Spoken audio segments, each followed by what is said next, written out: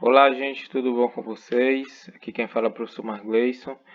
Hoje a gente vai dar continuidade às nossas aulas de História, continuando falando sobre o período democrático brasileiro, período que vai de 1946 até 1964.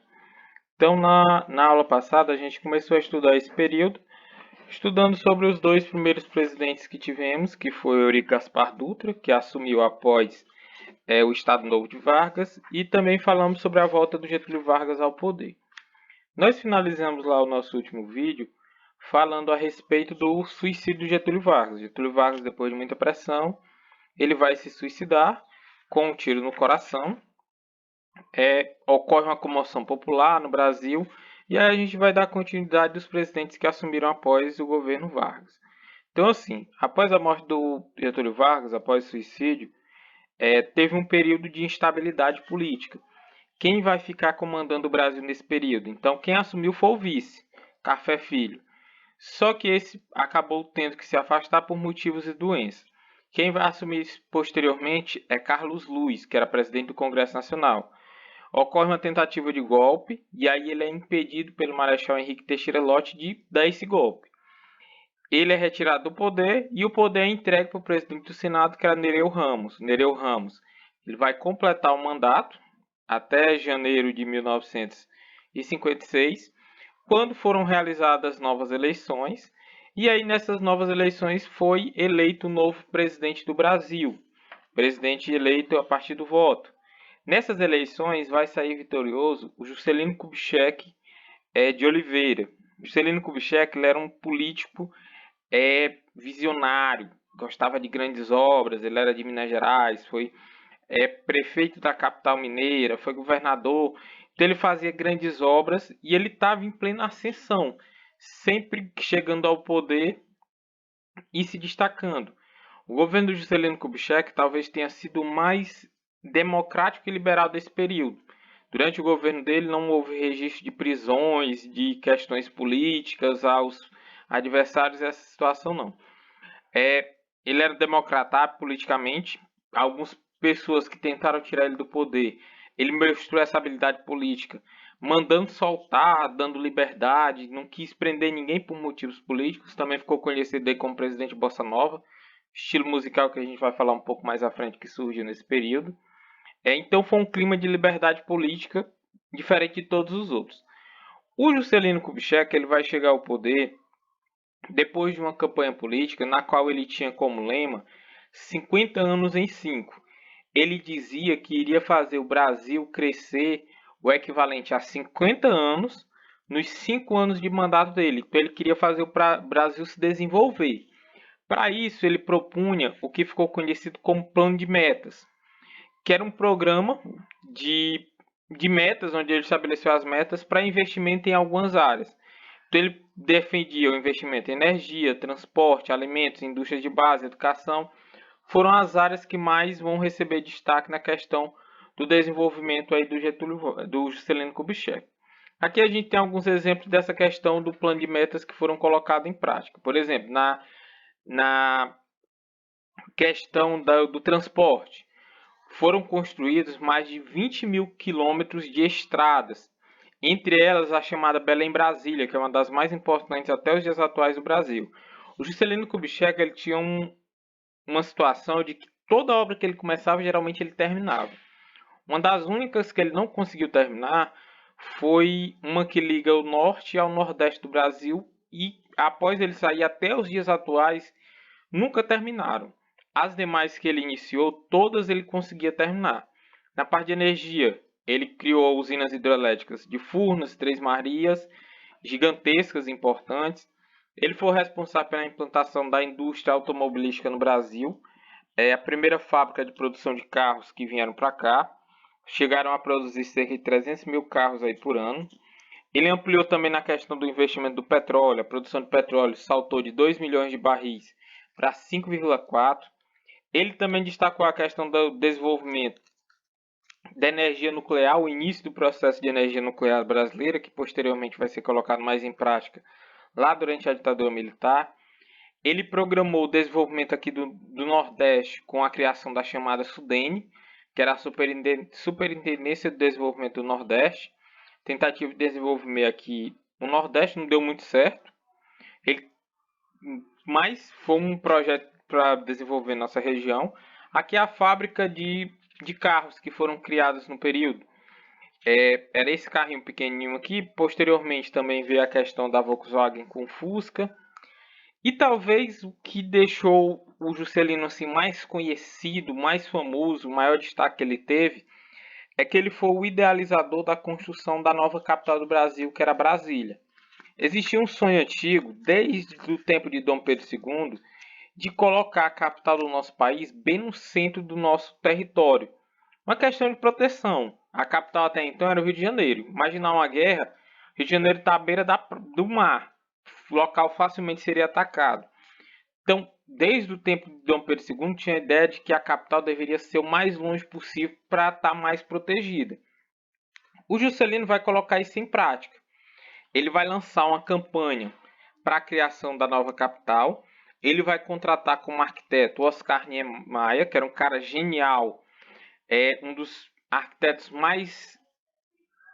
de maior destaque até os dias atuais. Ele já faleceu, mas as obras que ele fez ainda tem muito destaque. As obras dele geralmente tinham muitas curvas, ele era muito revolucionário nessa situação. Então ele contrata o Oscar Niemeyer para desenhar Brasília. E ele faz um projeto, uma campanha de um projeto urbanístico para fazer um concurso de como seria o projeto da cidade, o modelo da cidade. Nesse modelo vai ganhar o projeto feito por Lúcio Costa, que era um projeto que lembrava muito a questão de um avião.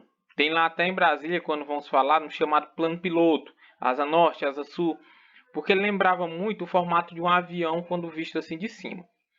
A construção de Brasília ela foi feita de uma forma extremamente rápida. Em 3 anos, eles conseguiram construir a cidade de Brasília.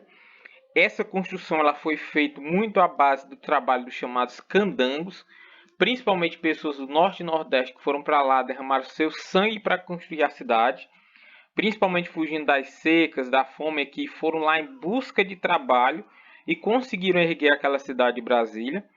A inauguração aconteceu no dia 21 de abril de 1961 e é uma obra revolucionária que destaca ainda no mundo todo como uma das capitais planejadas aí que a gente tem ao redor do mundo. Aqui as imagens do projeto de construção.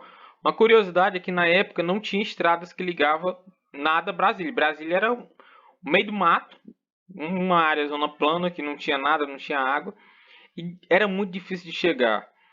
O Oscar Niemeyer, por exemplo, ele nunca gostou de andar de avião. Ele ia de fusquinha saindo do Rio de Janeiro para Brasília em estrada de chão para fazer as obras lá.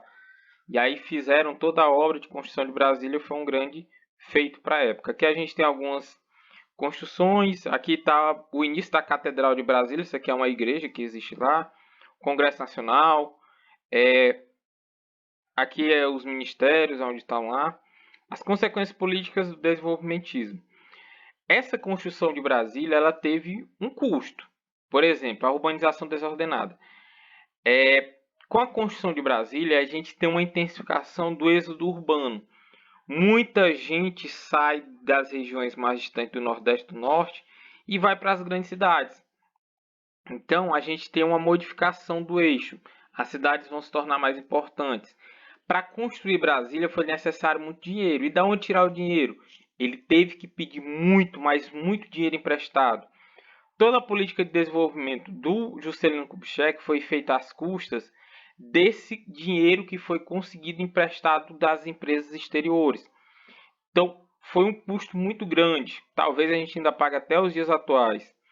As multinacionais controlam importantes setores da indústria. Então, a gente, durante o governo dele, teve uma abertura do Brasil para as indústrias estrangeiras, eletrodomésticos, automóveis, produtos químicos.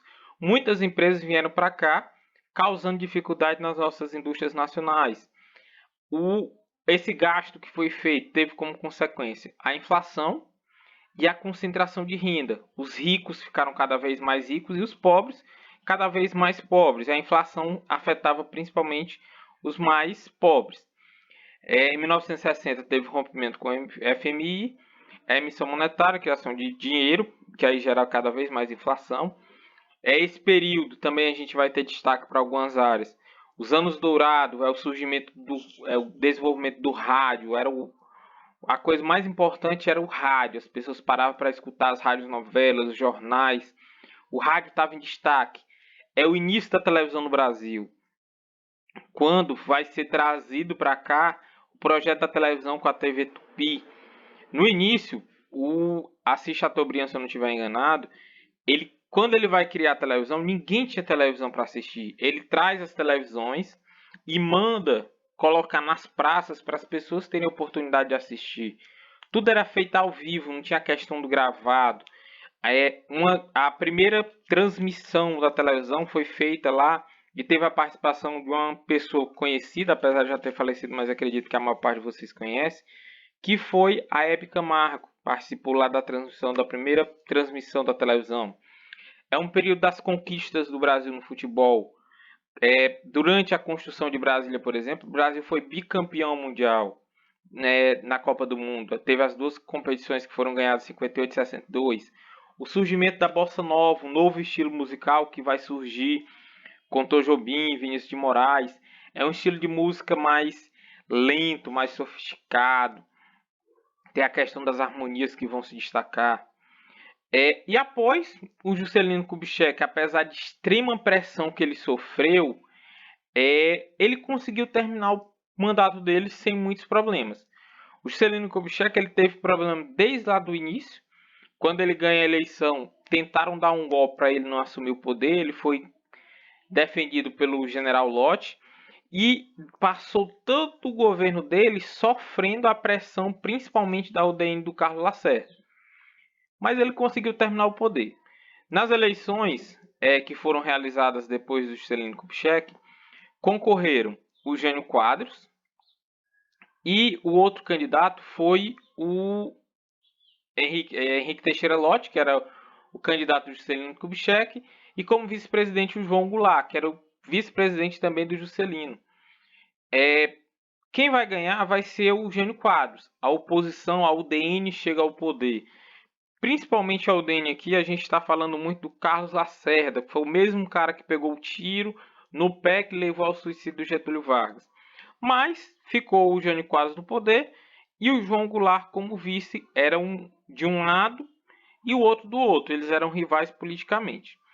O Jânio Quadros, ele era um político extravagante, vamos dizer assim. Ele chega ao poder usando lá durante a campanha política como símbolo de campanha uma vassoura, onde ele dizia que ele iria varrer todos os problemas para longe do Brasil.